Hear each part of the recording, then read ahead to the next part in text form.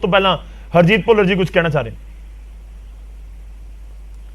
गौरव जी गल इस तरह है कि वालिया साहब गल च ढोल पा के वजाई जाते हैं कि mafia mafia mafia including Kejriwal भगवंत मान तो खैर अजकल चुप ही ने, वो तो किसी गल तो बोलते ही नहीं, ना कोई ट्वीट करते हैं ना किसी गल तो दखलअंदाजी करते हैं। केजरीवाल साहब तो उन्होंने प्रवक्ता आगे आके बोलते हैं माफिया माफिया माफिया। 3 महीने कि ट्रांसपोर्ट माफिया इन्होंने फड़िया, कि बसा इन्होंने फड़िया ने, कि परमिट रद्द किए हैं, कोई 1-2 परमिट कोई 1-2 बसा दसो तो सही भी कि माफिया तुम फड़िया। और सब तो वड्डा माफिया इस डेट के अगर हिंदुस्तान कोई चला रहा है या दिल्ली कोई चला रहा है तो केजरीवाल चला रहा है। केजरीवाल ने उत्थे बसां बंद कीतियां क्योंकि जो प्राइवेट सैक्टर दी बसां सीगियां अज इंडो कनेडियन नहीं बसां चल रही सी कलियां उत्थे, जिहड़ियां दिल्ली का माफिया चल रहा सीगा जिहड़ा पंजाब तो अद्धी रात नूं बसां चलाउंदा बगैर टैक्स ते, उन्हां नूं इह फीड करदे सीगे, उन्हां कोलों पैसा कराउंदे सीगे। गल तो यह सी तां करके पंजाब दीयां बसां बंद कीतियां गईयां सीगियां, होर उह च कोई कारण नहीं सीगा। अज इन्होंने पंजाब दीयां बसां चलातियां क्योंकि संगरूर जिहड़ी इलैक्शन चल रही है और वह लाहा लैन वास्ते कि देखो जी अं बसां चलातियां वाह वाही खट्टण वास्ते ये काम किया जा रहा है। अगर वालिया साहब इन्ने ईमानदारी नाल गल्लां करते हैं कि बड़ी वड्डी ईमानदार सरकार है और केजरीवाल साहब दावे करते हैं 3 महीने 10,000 करोड़ रुपया डकार गए ने, किते कटरिंग लाई, किते कोई स्कूल नहीं बनाया, कोई हॉस्पिटल नहीं बनाया, कोई नवी बस नहीं पाई इन्होंने, कोई इन्होंने नवा अदारा नहीं खोलिया है। क्लीयर हो रही है सारिਆਂ ਦੀ स्टेटमेंट्स तो, सारिਆਂ ਦੀ स्टेटमेंट्स तो भुल्लर साहब एक चीज तो क्लीयर हो रही है कि माफिया तो काम कर रहा है, माफिया हुण तक काम कर रहा सी, हुण इस दे नाल खत्म हो गया या हो जाएगा, एक बड़ा सवाल है कि वाकई जे 4 स्टेशन 5 थावां तो एयरपोर्ट नूं सीधियां बसां जाण लग गईयां तो हुण माफिया खत्म हो जाएगा, एक बड़ा सवाल जरूर है। चलो मैं तुहाडे कोल वापस आउणा है, जिहड़ी पंजाब रोडवेज दी बस है ओहदी टाइमिंग तुसीं नोट करियो जी।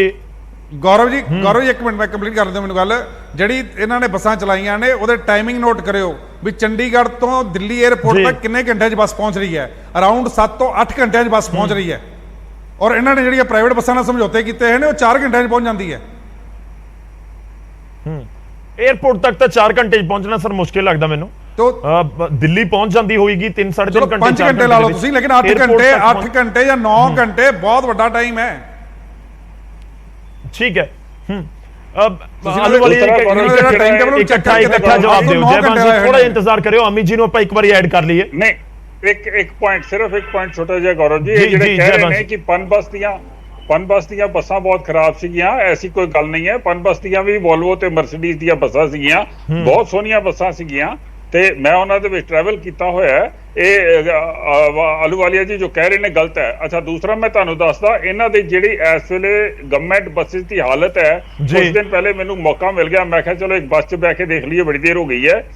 एडी गंदी बस, एडी पोल्यूशन वाली, एडी पुरानी बस, ओवरलोडेड, मतलब एडा बुरा हाल सीगा उस बस दा। इन्हां दे मतलब द पंजाब ट्रांसपोर्ट सिस्टम दी बसेस जिहड़ियां ने उन्हां दे उत्ते मेजर ओवरहॉल दी जरूरत है, ओहदे पासे ते इन्हां ने कुछ भी नहीं कीता। चलो उम्मीद है सर ध्यान देंगे उस वाले पासे। मैं तुहाडे कोल वापस आउणा, आलूवालिया जी इकट्ठा जवाब तुसीं दिओ। अमित बाबा जी साडे नाल जुड़ चुके ने। अमित जी मेरी आवाज तुहाडे तक पहुंच रही है? बिल्कुल गौरव जी नमस्कार, ते मैं माफी चाहुंदा टेक्निकल एरर होने करके मैं थोड़ा लेट जुड़ पाया। नो इशू सर, मेरी आवाज तुहाडे तक पहुंच रही है, गलबात तुहाडे नाल हो जाए यही जरूरी है। देखो 5 साल सरकार रही है कांग्रेस की, इस करके तुहानूं सवाल तो बहुत सारे होने ने।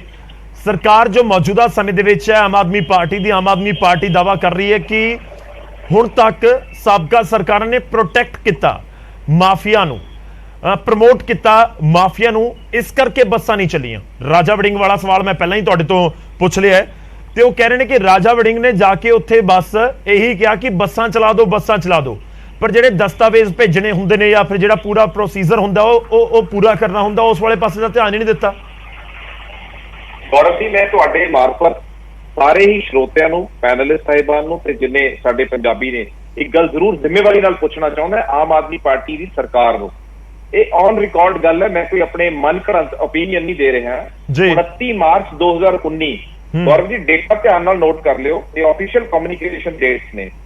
29 मार्च 2019, 16 मार्च 2020, 2021 3 चिट्ठियां पंजाब की साबका ट्रांसपोर्ट मंत्री कांग्रेस पार्टी की मंत्री बीबी रजिया सुल्तान जी ने आप दिल्ली के मुख्यमंत्री कि जिहड़ी पंजाब सरकार की पीआरटीसी की बसां ने उन्हां नूं आईएसपीटी की बजाय इंटरनेशनल एयरपोर्ट तक जाने की परमिशन दी जाए, कोई जवाब नहीं आया जी। उस तो पहला मंत्री तो अलावा पंजाब के सैकटरी ट्रांसपोर्ट सैकटरी के शिवा प्रसाद आईएएस ऑफिसर ने ये सरकारी चिट्ठियां ने उन्होंने दफ्तर क्रॉस चेक की जा सकती ने।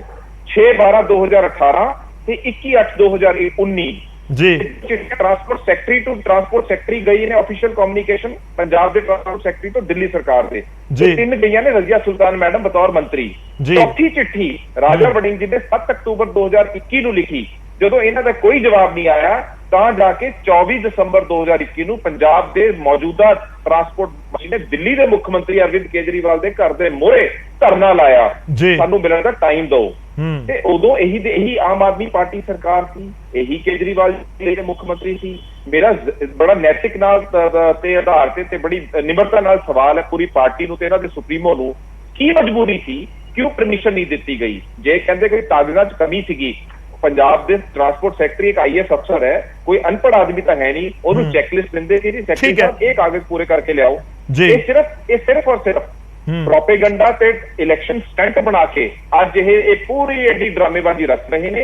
ਇਹਨਾਂ ਦੀ ਨਲਾਇਕੀ ਕਰਕੇ ਅੱਜ ਤੱਕ ਟਰਾਂਸਪੋਰਟ ਦੀ ਪੰਜਾਬ ਦੀ ਜਿਹੜੀ ਬੱਸਾਂ ਨੇ ਹਵਾਈ ਅੱਡੇ ਨਹੀਂ ਚੱਲੀਆਂ ਤੇ ਪੰਜਾਬੀਆਂ ਨੂੰ ਤੇ ਲੋਕਾਂ ਨੂੰ ਮੂਰਖ ਬਣਾ ਰਹੇ ਨੇ। ਅਸਲ ਗੱਲ ਤਾਂ ਇਹ ਹੈ। ਠੀਕ ਹੈ, ਚਲੋ ਮੈਂ ਜਵਾਬ ਲੈ ਲਵਾਂ ਕਿਉਂਕਿ ਹੁਣ ਤੱਕ ਇਹੀ ਪੁਆਇੰਟ ਸਭ ਦੇ ਸਾਹਮਣੇ ਸੀ ਜੋ ਰੱਖਿਆ ਗਿਆ ਆਮ ਆਦਮੀ ਪਾਰਟੀ ਦੇ ਵੱਲੋਂ ਕਿ ਕੋਈ ਚਿੱਠੀ ਨਹੀਂ ਭੇਜੀ ਗਈ। ਆਹਲੂਵਾਲੀਆ ਜੀ, ਬਾਕੀ ਤੁਸੀਂ ਜਵਾਬ ਦੋਗੇ। ਸ਼ੁਰੂਆਤ ਇੱਥੋਂ ਤੁਸੀਂ ਕਹਿ ਰਹੇ ਸੀ ਕਿ ਰੌਲਾ ਪਾਇਆ ਗਿਆ ਪਰ ਕੋਈ ਕਾਗਜ਼ੀ ਕਾਰਵਾਈ ਨਹੀਂ ਕੀਤੀ ਗਈ।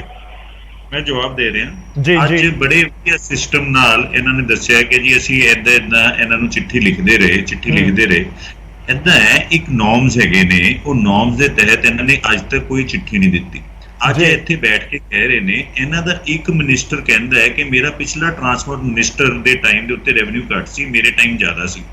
ਰੈਵਨਿਊ ਘੱਟ ਸੀਗਾ ਜਦ ਤੁਸੀਂ ਪ੍ਰੋਪਰ ਕਮਿਊਨੀਕੇਸ਼ਨ ਨੂੰ ਸਮਝਦੇ ਹੀ ਨਹੀਂ, ਚਿੱਠੀਆਂ ਨੂੰ ਪਾਉਂਦੇ ਹੀ ਨਹੀਂ, ਕਹਿੰਦੇ ਰਹੋ ਕਿ ਜੀ ਮੈਂ 3 ਚਿੱਠੀਆਂ ਦਾ ਜਵਾਬ। ਮੈਂ ਕਹਿੰਦਾ ਉਹਨਾਂ ਨੇ ਮਾਨ ਸਾਹਿਬ ਨੇ ਜਿਹੜਾ ਸਿਸਟਮ ਪਹਿਲਾਂ ਆ ਕੇ ਪ੍ਰੋਬਲਮ ਨੂੰ ਸਮਝਿਆ, ਉਹਨਾਂ ਨੇ ਕਿਹਾ ਬਈ ਇਹ ਬੱਸਾਂ ਜਿਹੜੀਆਂ ਨੇ ਇਹ ਚੱਲ ਨਹੀਂ ਸਕਦੀਆਂ। ਉਹਨਾਂ ਨੇ ਮਾਨ ਸਾਹਿਬ ਨੇ ਪਹਿਲਾਂ ਕਿਹਾ ਵੀ ਪਹਿਲਾਂ ਬੱਸਾਂ ਆਰਡਰ ਕਰੋ, ਨਹੀਂ ਤਾਂ ਪਹਿਲੇ ਦਿਨ ਹੀ ਕਰ ਦਿੰਦੇ। ਉਹਨਾਂ ਨੇ ਬੱਸਾਂ ਆਰਡਰ ਕੀਤੀਆਂ, ਬੱਸਾਂ ਆ ਗਈਆਂ। ਉਸ ਤੋਂ ਬਾਅਦ ਉਹਨਾਂ ਨੇ ਕਿਹਾ ਜੀ ਹੁਣ ਪਰਮਿਸ਼ਨ ਅਪਲਾਈ ਕਰੋ। ਉਸ ਤੋਂ ਬਾਅਦ ਪਰਮਿਸ਼ਨ ਅਪਲਾਈ, ਉਸ ਤੋਂ ਬਾਅਦ ਜਾ ਕੇ ਸਾਰਾ ਪ੍ਰੋਸੀਜਰ ਹੋਇਆ। ਅੱਜ ਇੱਥੇ ਬੈਠ ਕੇ ਬਾਰ-ਬਾਰ ਦਾਅਵੇ ਤੇ ਦਾਅਵਾ ਕਾਂਗਰਸ ਕਰ ਰਹੀ ਹੈ। ਕਾਂਗਰਸ ਅਗਰ ਇਹ ਚਾਹੁੰਦੀ ਤੇ ਇਹ ਪ੍ਰੋਬਲਮ ਤਾਂ ਬਹੁਤ ਜਲਦੀ ਸੋਲਵ ਹੋ ਜਾਂਦੀ। ਅਸੀਂ ਇਹ ਮੰਨਦੇ ਵੀ ਅਕਾਲੀ ਦਲ ਕਾਂਗਰਸ ਬੀਜੇਪੀ ਤਾਂ ਕਰਨਾ ਹੀ ਨਹੀਂ ਚਾਹੁੰਦੀ ਸੀਗੀ ਕਿਉਂਕਿ ਉਹਨਾਂ ਦੀ ਪਰਸਨਲ ਬੱਸਾਂ ਸੀਗੀਆਂ, ਲੇਕਿਨ ਇਹ ਕਾਂਗਰਸ ਤਾਂ ਕਰ ਸਕਦੀ ਸੀਗੀ। ਪਰ ਉਹ 60-40 ਵਾਲਾ ਜਿਹੜਾ ਸਿਸਟਮ ਇਹਨਾਂ ਦਾ ਚੱਲਦਾ ਰਿਹਾ ਉਹਦੇ ਤਹਿਤ ਇਹਨਾਂ ਨੇ ਕੰਮ ਨਹੀਂ ਕੀਤਾ। ਦਾਅਵਾ ਕਰ ਰਹੇ ਨੇ ਕਿ ਟਰਾਂਸਪੋਰਟ ਸਰਕਾਰ ਤੁਹਾਡੀ ਸੀਗੀ, ਮੁੱਖ ਮੰਤਰੀ ਤੁਹਾਡਾ ਸੀਗਾ। ਤੁਸੀਂ ਕਹਿੰਦੇ ਨੋਰਮਸ ਨਾਲ ਬਾਬਾ ਜੀ ਆਹਲੂਵਾਲੀਆ ਜੀ ਇੱਕ ਕਰਕੇ ਲੋਕਾਂ ਨੂੰ ਸਮਝ ਆਵੇ ਗੱਲ। ਮੈਂ ਕਹਿ ਰਿਹਾ, ਇਹ ਕਹਿ ਰਹੇ ਚਿੱਠੀਆਂ ਭੇਜੀਆਂ, ਅਸੀਂ ਸਿਸਟਮ ਕੀਤਾ, ਅਸੀਂ ਕਮਿਊਨੀਕੇਸ਼ਨ ਕੀਤੀਆਂ। ਇਹ ਦੱਸ ਦੇਣ ਕਿ ਵੀ ਅਸੀਂ ਇੰਨੀਆਂ ਸਿਸਟਮ ਨੂੰ ਅੰਦਰ ਬੱਸਾਂ ਦੇ ਨੋਰਮਸ ਪੂਰੇ ਕਰਤੇ, ਫਿਰ ਸਾਨੂੰ ਪਰਮਿਸ਼ਨ ਨਹੀਂ ਦਿੱਤੀ। ਉਸ ਤੋਂ ਬਾਅਦ ਸਿੱਧਾ ਕੋਰਟ ਜਾਂਦੇ, ਵੈਸੇ ਪਰਮਿਸ਼ਨ ਮਿਲ ਜਾਂਦੀ। ਇਸ ਕਰਕੇ ਇੱਥੇ ਚੈਨਲਾਂ ਤੇ ਬੈਠ ਕੇ ਰਾਜਨੀਤੀ ਕਰਨੀ ਬੰਦ ਕਰ ਦਿਓ। ਜੇ ਤੁਸੀਂ ਕੰਮ ਕਰਨਾ ਹੁੰਦਾ ਤੁਹਾਡੇ ਕੋਲ ਬਾਬਾ ਜੀ ਦੇਖੋ, ਠੀਕ ਹੈ ਆਹਲੂਵਾਲੀਆ ਤੁਹਾਡਾ ਪੁਆਇੰਟ ਆ ਗਿਆ। ਬਾਬਾ ਜੀ ਇਹ ਪੁਆਇੰਟ ਤਾਂ ਹੈ ਕਿ ਜੇਕਰ ਨਹੀਂ, ਬਾਬਾ ਜੀ ਇੱਕ ਸੈਕਿੰਡ, ਜੇ ਮੇਰਾ ਸਵਾਲ ਸੁਣੋ ਇੱਕ ਵਾਰੀ। ਦੇਖੋ ਇੱਕ ਚੀਜ਼ ਤਾਂ ਹੈ ਕਿ ਜੇਕਰ ਇੱਕ ਚਿੱਠੀ ਗਈ, ਦੂਜੀ ਗਈ, ਤੀਜੀ ਗਈ, ਚੌਥੀ ਗਈ, ਨਹੀਂ ਕੋਈ ਰਿਸਪੌਂਸ ਆ ਰਿਹਾ ਜਾਂ ਨਹੀਂ ਕੋਈ ਐਕਸ਼ਨ ਹੋ ਰਿਹਾ ਤਾਂ ਫਿਰ ਅਗਲਾ ਸਟੈਪ ਹੁੰਦਾ ਨਾ ਕਿ ਅਗਲਾ ਸਟੈਪ ਸਰਕਾਰਾਂ ਨੇ ਕੀ ਚੁੱਕਣਾ ਹੈ, ਕਿ ਉਸ ਦੇ ਵਾਲੇ ਪਾਸੇ ਧਿਆਨ ਨਹੀਂ ਦਿੱਤਾ ਗਿਆ।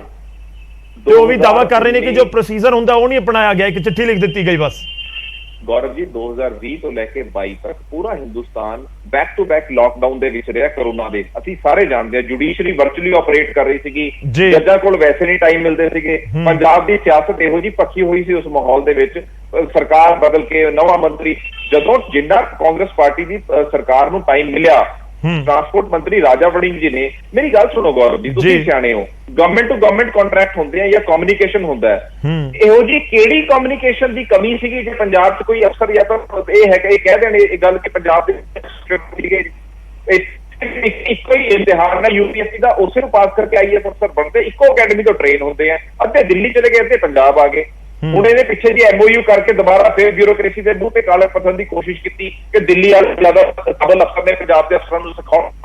ਅਸਲ ਗੱਲ ਦਿੱਲੀ ਚਾਹੁੰਦੇ ਆ। ਪਿਛਲੀ ਵਾਰ ਤੁਹਾਡੀ ਆਵਾਜ਼ ਥੋੜੀ ਫਿਰ ਬ੍ਰੇਕ ਹੋ ਰਹੀ ਹੈ, ਟੈਕਨੀਕਲ ਇਸ਼ੂ, ਨੈਟਵਰਕ ਇਸ਼ੂ ਲੱਗ ਰਿਹਾ ਦੁਬਾਰਾ। ਅਮਿਤ ਜੀ ਗੌਰਵ ਜੀ ਚਲੋ ਮੈਂ ਤੁਹਾਡੇ ਕੋਲ ਵਾਪਸ ਆਉਣਾ। ਆਹਲੂਵਾਲੀਆ ਸਾਹਿਬ ਇਕੱਠਾ ਜਵਾਬ ਦਿਓ, ਆਪਾਂ ਬਾਕੀ ਸਾਰੇ ਮਹਿਮਾਨਾਂ ਨੂੰ ਇਕੱਠੇ ਨਾਲ ਜੋੜਨਾ। ਜੈਬੰਸ ਜੀ, ਇੱਕ ਗਲੇ ਉਤਰ ਰਹੀ ਹੈ ਦੋਵੇਂ ਪਾਸੇ ਤੋਂ ਜਿਹੜੀ ਇਸ ਸਮੇਂ ਦਲੀਲ ਦਿੱਤੀ ਜਾ ਰਹੀ ਹੈ। ਪੰਜਾਬ ਦੇ ਵਿੱਚ ਕਾਂਗਰਸ ਦੀ ਸਰਕਾਰ ਸੀ, ਉਹ ਕਹਿ ਰਹੇ ਨੇ ਕਿ ਅਸੀਂ ਚਿੱਠੀਆਂ ਲਿਖੀਆਂ, ਤੇ ਦੂਜੇ ਪਾਸੇ ਆਮ ਆਦਮੀ ਪਾਰਟੀ ਦੇ ਸਪੋਕਸਪਰਸਨ ਕਹਿ ਰਹੇ ਨੇ ਕਿ ਜਿਹੜਾ ਪ੍ਰੋਸੈਸ ਪੂਰਾ ਪ੍ਰੋਸੀਜਰ ਆ ਉਸ ਨੂੰ ਅਪਣਾਇਆ ਨਹੀਂ ਗਿਆ।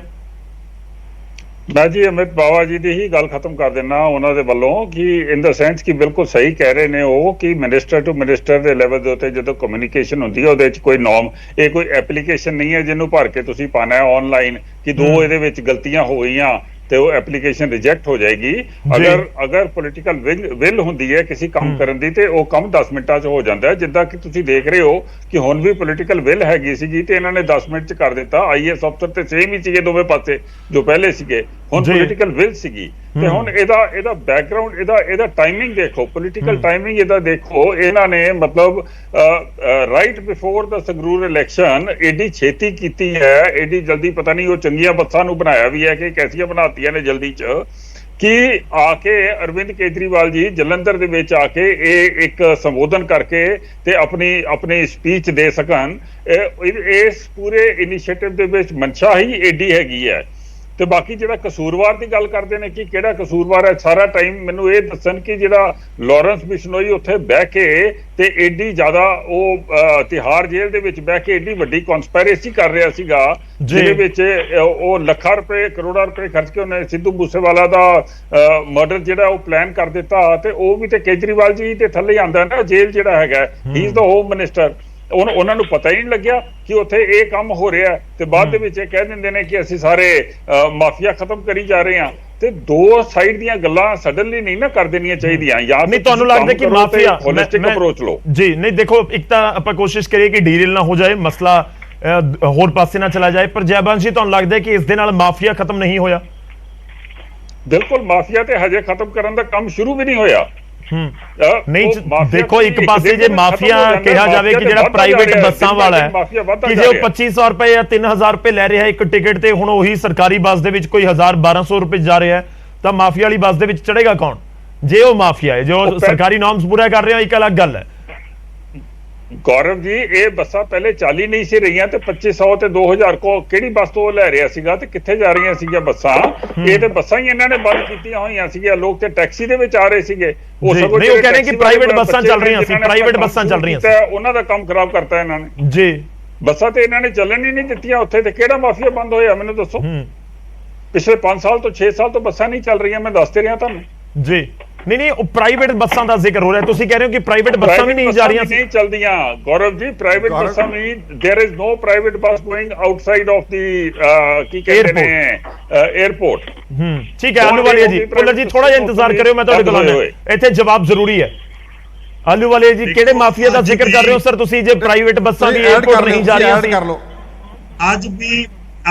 ਅੱਜ ਵੀ ਬੀਜੇਪੀ ਵਾਲੇ ਅਕਾਲੀ ਦਲ ਦਾ ਸਾਥ ਦੇਣ ਤੋਂ ਨਹੀਂ ਹਟ ਰਹੇ। ਦੇਖੋ ਬੜਾ ਕਲੀਅਰਲੀ ਸਾਰੀ ਦੁਨੀਆ ਨੂੰ ਪਤਾ ਹੈ ਕਿ ਇੰਡੋ ਕੈਨੇਡੀਅਨ ਬੱਸ ਕਿਹਦੀ ਹੈ, ਰੋਜ਼ ਜਾ ਰਹੀ ਹੈ, ਰੋਜ਼ ਕਿੰਨੀਆਂ ਬੱਸਾਂ ਜਾ ਰਹੀਆਂ ਸੀ। ਕਾਂਗਰਸ ਵਾਲੇ ਨਹੀਂ ਜਾ ਰਹੀਆਂ ਪਿਛਲੇ 5 ਸਾਲ ਤੋਂ। ਬੀਜੇਪੀ ਵਾਲਿਆਂ ਨੇ ਅੱਜ ਵੀ ਉਹਨਾਂ ਨੂੰ ਪ੍ਰੋਪਗੈਂਡਾ ਕਰਦੇ ਰਹਿੰਦੇ ਨੇ। ਐਂਟੀ ਪੰਜਾਬ ਲੋਕ ਨੇ, ਬੱਸ ਨਹੀਂ ਜਾ ਰਹੀ ਗੌਰਵ ਜੀ, ਪੀਪਲ ਲੋਕ ਨੇ ਅੱਜ ਇਹ ਗੱਲਾਂ ਕਰਦੇ ਜਿੱਥੇ ਰੇਟ ਘਟਾਤੇ ਆਮ ਆਦਮੀ ਪਾਰਟੀ ਨੇ, ਜਿੱਥੇ ਸਰਕਾਰ ਦੇ ਬੱਸਾਂ ਦੇ ਸਿਸਟਮ ਨੂੰ ਖੜਾ ਕਰਨ ਤੇ ਲੱਗੀ ਹੋਈ ਹੈ। ਪਰ ਇਹ ਲੋਕ ਇਹ ਕਹਿ ਰਹੇ ਕਦੀ ਹੈਲੀਕਾਪਟਰ ਤੇ ਲੈ ਜਾਂਦੇ, ਕਦੀ ਕਿੱਥੇ ਗੱਲ ਲੈ ਜਾਂਦੇ, ਪਰ ਇਹ ਨਹੀਂ ਗੱਲ ਕਰ ਸਕਦੇ ਕਿ ਵੀ ਚੰਗਾ ਸਟੈਪ ਚੱਕਿਆ ਆਮ ਆਦਮੀ ਪਾਰਟੀ ਨੇ।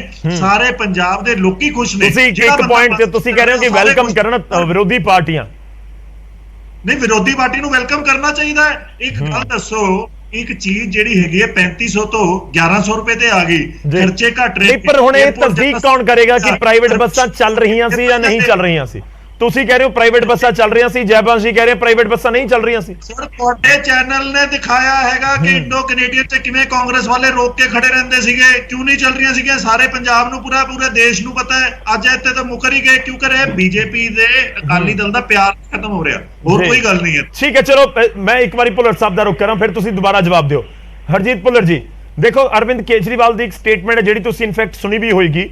ਉਹ ਕਹਿ ਰਹੇ ਨੇ ਕਿ ਅਫਸਰ ਉਹੀ ਨੇ, ਸਰਕਾਰਾਂ ਦੇ ਵਿੱਚ ਬਸ ਲੀਡਰ ਬਦਲ ਗਏ ਔਰ ਉਸ ਦਾ ਨਤੀਜਾ ਦੇਖੋ ਕਿ ਕੁਝ ਹੀ ਦਿਨਾਂ ਦੇ ਵਿੱਚ ਸਭ ਕੁਝ ਆਲ ਇਜ਼ ਵੈਲ ਹੋ ਗਿਆ। ਪੁਆਇੰਟ ਨੰਬਰ 1, ਇਸ ਦੇ ਉੱਤੇ ਤੁਹਾਡਾ ਰਿਐਕਸ਼ਨ ਚਾਹੂੰਗਾ। ਤੇ ਦੂਜਾ, ਮਾਫੀਆ ਤੁਹਾਨੂੰ ਲੱਗਦਾ ਕਿ ਨਹੀਂ ਖਤਮ ਹੋਇਆ ਜਾਂ ਹੋਇਆ ਜਾਂ ਉਸ ਨੂੰ ਖਤਮ ਕਰਨ ਵਾਲੇ ਪਾਸੇ ਕਦਮ ਵਧਾਇਆ ਗਿਆ? ਕਿਉਂਕਿ ਆਮ ਆਦਮੀ ਪਾਰਟੀ ਦੇ ਸਪੋਕਸਪਰਸਨ ਬਹੁਤ ਨਾਰਾਜ਼ ਨੇ। ਉਹ ਕਹਿ ਰਹੇ ਨੇ ਕਿ ਜੇ ਵਧੀਆ ਕਦਮ ਹੋਇਆ ਤਾਂ ਫਿਰ ਵਿਰੋਧੀ ਕਿਉਂ ਨਹੀਂ ਵੈਲਕਮ ਕਰਦੇ, ਕਿ ਜੇ ਕੋਈ ਚੰਗੀ ਗੱਲ ਹੋਈ ਹੈ ਤਾਂ ਵੈਲਕਮ ਕਰੋ ਦਿਲ ਖੋਲ ਕੇ। ਗੌਰਵ ਜੀ, ਗੱਲ ਇਸ ਤਰ੍ਹਾਂ ਹੈਗੀ ਹੈ, ਜਿਹੜਾ ਪੰਜਾਬ ਦਾ ਟਰਾਂਸਪੋਰਟ ਮਿਨਿਸਟਰ ਹੈ ਉਹ ਸੜਕਾਂ ਤੇ ਜਿਸ ਤਰ੍ਹਾਂ ਸਟੰਟ ਕਰਦਾ ਫਿਰਦਾ, ਉਹ ਕਿੰਨਾ ਸੀਰੀਅਸ ਹੈਗਾ ਜਾਂ ਕਿੰਨੀ ਸੀਰੀਅਸਨੈਸ ਵਿੱਚ ਨਜ਼ਰ ਆਉਂਦੀ, ਉਹ ਸਾਰਿਆਂ ਨੂੰ ਪਤਾ ਹੈ। ਦੂਸਰੀ ਜਿਹੜੀ ਗੱਲ ਤੁਸੀਂ ਕਹਿ ਰਹੇ ਹੋ ਕੇਜਰੀਵਾਲ ਦੀ, ਬੱਸਾਂ ਜਿਹੜੀਆਂ ਨੇ, ਬੱਸਾਂ ਤੇ ਆਲਰੇਡੀ ਬੱਸ ਸਟੈਂਡ ਤੱਕ ਜਾਂਦੀਆਂ ਸੀਗੀਆਂ। ਜੇਕਰ ਉਹਨਾਂ 'ਚ ਕੋਈ ਕਮੀ ਪੇਸ਼ੀ ਸੀ ਤੇ ਬੱਸ ਸਟੈਂਡ ਤੱਕ ਵੀ ਨਹੀਂ ਜਾਣੀ ਚਾਹੀਦੀ ਸੀ, ਦਿੱਲੀ 'ਚ ਐਂਟਰ ਨਹੀਂ ਹੋਣੀਆਂ ਚਾਹੀਦੀਆਂ ਸੀਗੀਆਂ। ਵਾਲਵੋ ਬੱਸਿਸ ਜਿਹੜੀਆਂ ਨੇ ਪੰਜਾਬ ਦੀਆਂ, ਦਿੱਲੀ ਦੇ ਬੱਸ ਸਟੈਂਡ ਤੱਕ, ਜਿਹੜਾ ਕਿ ਕਸ਼ਮੀਰੀ ਗੇਟ ਹੈ, ਬਿਲਕੁਲ ਸੈਂਟਰ ਆਫ ਦਾ ਪਲੇਸ ਹੈ, ਉਹ ਤੱਕ ਬੱਸਾਂ ਜਾਂਦੀਆਂ ਸੀ। ਲੇਕਿਨ ਉਹ ਸਿਰਫ 에ਅਰਪੋਰਟ ਵਾਸਤੇ ਬੰਦ ਕੀਤੀਆਂ ਗਈਆਂ ਔਰ ਇੰਟੈਂਸ਼ਨਲੀ ਬੰਦ ਕੀਤੀਆਂ ਗਈਆਂ ਕੇਜਰੀਵਾਲ ਵੱਲੋਂ। ਔਰ ਅੱਜ ਅਗਰ ਓਪਨ ਕੀਤੀਆਂ ਜਾ ਰਹੀਆਂ ਨੇ ਤੇ ਕਿਤੇ ਨਾ ਕਿਤੇ ਇੰਟਰਨਲੀ ਕਿਸੇ ਨਾ ਕਿਸੇ ਮਾਫੀਆ ਨਾਲ ਕੋਈ ਸਮਝੌਤਾ ਹੋਇਆ ਇਹਨਾਂ ਦਾ, ਔਰ ਜਿਹਦਾ ਕਰਕੇ ਓਪਨ ਕੀਤੀਆਂ ਗਈਆਂ। ਅੱਧੀ ਰਾਤ ਨੂੰ ਉਸੇ ਕਸ਼ਮੀਰੀ ਗੇਟ ਤੋਂ, ਉਸੇ 에ਅਰਪੋਰਟ ਤੋਂ ਔਰ ਹੋਰ ਥਾਵਾਂ ਤੋਂ ਦਿੱਲੀ ਦੇ ਜਿਹੜੇ ਟਰਾਂਸਪੋਰਟ ਮਾਫੀਆ ਹੈ ਉਹਨਾਂ ਦੀਆਂ ਬੱਸਾਂ ਚੱਲਦੀਆਂ ਸੀਗੀਆਂ। ਲਾਲ ਕਿਲੇ ਤੋਂ ਵੀ ਚੱਲਦੀਆਂ ਸੀਗੀਆਂ, ਇੰਡੀਆ ਗੇਟ ਤੋਂ ਵੀ ਚੱਲਦੀਆਂ ਸੀਗੀਆਂ, 에ਅਰਪੋਰਟ ਤੋਂ ਵੀ ਚੱਲਦੀਆਂ ਸੀ, ਕਸ਼ਮੀਰੀ ਗੇਟ ਤੋਂ ਵੀ ਚੱਲਦੀਆਂ ਸੀ, ਮਜਨੂਗਾ ਟਿੱਲਾ ਤੋਂ ਵੀ ਚੱਲਦੀਆਂ ਸੀਗੀਆਂ, ਜਿਹੜੀਆਂ ਕਿ ਅੱਧੀ ਰਾਤ ਨੂੰ ਇਕੱਲਾ ਪੰਜਾਬ ਵਾਸਤੇ ਨਹੀਂ ਆਉਂਦੀਆਂ ਸੀਗੀਆਂ, ਜਿਹੜੀਆਂ ਕਿ ਜੰਮੂ ਕਸ਼ਮੀਰ ਤੱਕ, ਹਿਮਾਚਲ ਤੱਕ, ਚਾਹੇ ਉਹ ਮਨਾਲੀ ਲਾ ਲਓ ਤੁਸੀਂ, ਸ਼ਿਮਲਾ ਲਾ ਲਓ ਤੁਸੀਂ, ਜਾਂ ਧਰਮਸ਼ਾਲਾ ਲਾ ਲਓ, ਉਸ ਤੱਕ ਉਹ ਬੱਸਾਂ ਚੱਲਦੀਆਂ ਸੀਗੀਆਂ, ਉੱਥੋਂ ਚੱਲਦੀਆਂ ਸੀਗੀਆਂ ਔਰ ਅੱਜ ਵੀ ਜਾ ਰਹੀਆਂ ਨੇ। ਇਹਨਾਂ ਨੇ ਜਿਹੜਾ ਮਾਫੀਆ ਪਾਲਿਆ ਹੋਇਆ, ਜਿਹੜਾ ਤੁਸੀਂ ਕਹਿੰਦੇ ਮਾਫੀਆ ਖਤਮ ਕਰਤਾ, ਇਹ ਜਿਹੜਾ ਕੇਜਰੀਵਾਲ ਹੈ ਸਭ ਤੋਂ ਵੱਡਾ ਮਾਫੀਆ ਹੈ।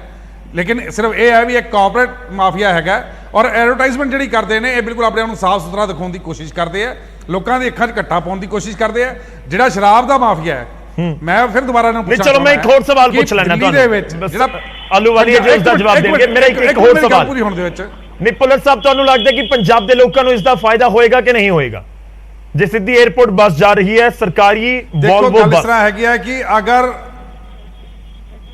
ਗੱਲ ਇਸ ਤਰ੍ਹਾਂ ਹੈਗੀ ਹੈ ਕਿ ਅਗਰ ਤੁਸੀਂ ਕੁਆਲਿਟੀ ਦੋਗੇ ਉਹਦੇ ਵਿੱਚ, ਅਗਰ ਲੋਕਾਂ ਨੂੰ ਪ੍ਰੋਪਰ ਸਹੂਲਤ ਦੋਗੇ, ਅਗਰ ਇਨ ਟਾਈਮ ਬੱਸਾਂ ਉੱਥੇ ਪਹੁੰਚਣਗੀਆਂ ਔਰ ਕੰਪੀਟੀਸ਼ਨ, ਤੁਸੀਂ ਜਿਹੜਾ ਪ੍ਰਾਈਵੇਟ ਸੈਕਟਰ ਦੇ ਜਿਹੜੇ ਕੋਲ ਆਲਰੇਡੀ ਪਰਮਿਟ ਹੈਗੇ ਆ, ਉਹਨਾਂ ਨਾਲ ਤੁਸੀਂ ਕੰਪੀਟੀਸ਼ਨ ਕਰਨ ਦੇ ਕਾਬਲ ਹੋਗੇ, ਆਪਣੇ ਬੱਸਾਂ ਨੂੰ ਬਣਾਓਗੇ, ਜਾਂ ਆਪਣੇ ਡਰਾਈਵਰ ਜਾਂ ਜਿਹੜੇ ਕਨੈਕਟਰਸ ਨੇ ਉਹਨਾਂ ਨੂੰ ਉਸ ਤਰੀਕੇ ਨਾਲ ਐਜੂਕੇਟ ਕਰੋਗੇ, ਤੇ ਤਾਂ ਕੋਈ ਗੱਲ ਬਣੇਗੀ। ਅਗਰ ਤੁਸੀਂ ਆਪਣੀਆਂ ਬੱਸਾਂ ਨੂੰ 9-9 ਘੰਟੇ ਤੱਕ 에ਅਰਪੋਰਟ ਹੀ ਨਹੀਂ ਪਹੁੰਚਾਓਗੇ ਚੰਡੀਗੜ੍ਹ ਤੋਂ ਜਾਂ ਦੂਸਰੇ ਸਿਟੀਜ਼ ਦੇ ਵਿੱਚੋਂ ਦੀ, ਜਾਂ ਜਿਹੜੇ ਆਪਣੇ ਸਿਸਟਮ ਹੈਗਾ ਉਹਨੂੰ ਐਜੂਕੇਟ ਹੀ ਨਹੀਂ ਕਰੋਗੇ, ਤੇ ਕਿਸ ਤਰ੍ਹਾਂ ਚੱਲੇਗਾ? ਜਾਂ ਤੁਸੀਂ ਉਹਨਾਂ ਨੂੰ ਜਾ ਕੇ ਐਸੀ ਜਗ੍ਹਾ ਤੇ ਬੱਸਾਂ ਨੂੰ ਖੜੀਆਂ ਕਰੋਗੇ ਜਿੱਥੇ ਜਿਹੜਾ ਪੈਸੇਂਜਰ ਹੈ ਉਹਦੀ ਲੁੱਟ ਖਸੁੱਟ ਹੋਏਗੀ ਢਾਬਿਆਂ ਤੇ ਕਿਸ ਤਰ੍ਹਾਂ ਚੱਲੇਗਾ? ਕਿਉਂਕਿ ਮਾਫੀਆ ਤੇ ਸਾਰਾ ਇਹਨਾਂ ਦਾ ਆਪਰੇਟ ਹੋ ਰਿਹਾ ਹੈ। ਔਰ ਦੂਸਰੀ ਗੱਲ ਹੈ ਜਿਹੜੀ ਇਹ ਕਹਿੰਦੇ ਮਾਫੀਆ ਖਤਮ ਕਰਤਾ, ਸਭ ਤੋਂ ਵੱਡਾ ਮਾਫੀਆ ਪੰਜਾਬ ਦਾ ਜਿਹੜਾ ਸੀ, ਜਿਹਨੂੰ ਪੰਜਾਬ ਚੋਂ ਕੱਢਿਆ ਗਿਆ, ਬਲੈਕਲਿਸਟ ਕੀਤਾ ਗਿਆ, ਉਹਨੂੰ ਤੁਸੀਂ ਸ਼ਰਾਬ ਦੇ ਠੇਕੇ ਦਿੱਲੀ 'ਚ ਦੇਤੇ। ਦੀਪ ਮਲਹੋਤਰੇ ਨੂੰ ਤੁਸੀਂ ਉੱਥੇ ਅੱਖਾਂ 'ਚ ਚੱਕ ਲਿਆ, 250 ਤੋਂ 850 ਠੇਕੇ ਬਣਾਤੇ ਤੁਸੀਂ ਉੱਥੇ, ਗਲੀ ਗਲੀ ਤੁਸੀਂ ਠੇਕਾ ਖੋਲਤਾ। ਕਿਹੜਾ ਮਾਫੀਆ ਖਤਮ ਕਰਤਾ ਜੀ? ਮੈਂ ਕਹਿ ਰਿਹਾ ਚਲੋ ਆਪਾਂ ਜਵਾਬ ਲੈ ਲਈਏ, ਮਾਫੀਆ ਹੈ ਜਿਹੜਾ ਉੱਥੇ ਦਿੱਲੀ ਚੱਲ ਰਿਹਾ ਹੈਗਾ ਕੇਜਰੀਵਾਲ ਦਾ। ਠੀਕ ਹੈ, ਚਲੋ ਜਵਾਬ ਲੈ ਲਈਏ ਆਪਾਂ। ਤੁਸੀਂ ਆਪਣੀ ਗੱਲ ਰੱਖਤੀ, ਮੈਂ ਅਮਿਤ ਬਾਬਾ ਜੀ ਨੂੰ ਇੱਕ ਵਾਰੀ ਐਡ ਕਰ ਲਵਾਂ, ਉਸ ਤੋਂ ਬਾਅਦ ਮਾਲੂ ਵਾਲੇ ਸਾਹਿਬ ਕੋਲ ਜਾਣਾ ਹੈ। ਅਮਿਤ ਬਾਬਾ ਜੀ, ਜੋ ਜ਼ਿਕਰ ਹੋ ਰਿਹਾ ਕਿ ਪ੍ਰਾਈਵੇਟ ਬੱਸਾਂ, ਜੈਬੰਸ ਜੀ ਦਾਵਾ ਕਰ ਰਹੇ ਨੇ ਕਿ ਪਿਛਲੇ 5-6 ਸਾਲਾਂ ਤੋਂ ਪ੍ਰਾਈਵੇਟ ਬੱਸਾਂ 에ਅਰਪੋਰਟ ਜਾ ਹੀ ਨਹੀਂ ਰਹੀਆਂ ਸੀ। ਹੁਣ ਤੁਸੀਂ ਵੀ ਥੋੜਾ ਜਿਹਾ ਕਲੀਅਰ ਕਰ ਦਿਓ, ਸਰਕਾਰ ਤੁਹਾਡੀ ਸੀ ਸਾਬਕਾ ਸਮੇਂ ਦੇ ਵਿੱਚ, ਸਾਬਕਾ ਸਰਕਾਰ ਕਾਂਗਰਸ ਦੀ ਸੀ, ਜਾ ਰਹੀਆਂ ਸੀ ਬੱਸਾਂ ਪ੍ਰਾਈਵੇਟ ਜਾਂ ਨਹੀਂ? ਪ੍ਰਾਈਵੇਟ ਬੱਸਾਂ ਦਿੱਲੀ 에ਅਰਪੋਰਟ ਤੇ ਜਾਂਦੀਆਂ ਸੀ, ਉਹਦੀ ਸੋਟ ਹੁੰਦੀ ਸੀ, ਇਹਦੇ ਕੋਈ ਬੁਰਾਈ ਨਹੀਂ ਹੈ।